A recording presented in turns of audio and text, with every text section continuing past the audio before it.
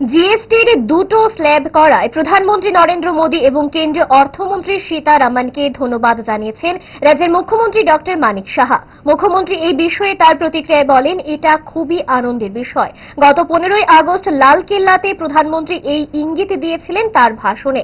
সেটাই দেখলাম বুধবার সীতারামনজি ঘোষণা করলেন। এটা খুবই ভালো হয়েছে। অত্যন্ত আনন্দের বিষয়। আমরা মাননীয় প্রধানমন্ত্রীজি একটা ইঙ্গিত উনি দিয়েছিলেন এবারের 15ই আগস্টে ওনার যে ভাষণ লালকেল্লা থেকে, এবং সেটাই আমরা দেখলাম কালকে আমাদের মাননীয় অর্থমন্ত্রী সীতারামনজি ঘোষণা দিলেন। এবং এটা খুবই ভালো যে এতগুলো স্ল্যাব রাখার চাইতে জিএসটিতে দুটো স্ল্যাব এখন রেখেছে, আর একটা প্রয়োজনে কয়েকটা বিশেষ বিশেষ জায়গায় রাখবে। তো আমাদের জন্য খুবই ভালো, যারা জিএসটি দেয় বা সাধারণ মানুষ, ব্যবসায়ী থেকে আরম্ভ করে সবাই। তো জিএসটি থেকে যেহেতু খুব সিম্পল ওয়েতে জিএসটির ব্যবস্থাটা হয়েছে, আমি মাননীয় প্রধানমন্ত্রীজিকে ধন্যবাদ দিতে চাই।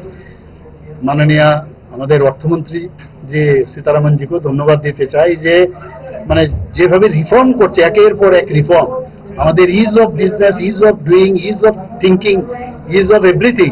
তো সত্যি মানে আমি এর জন্য এই ভাষায় প্রকাশ করতে পারবো না কতটুকু খুশি। On behalf of Tripura, I would like to thank our honorable Prime Minister.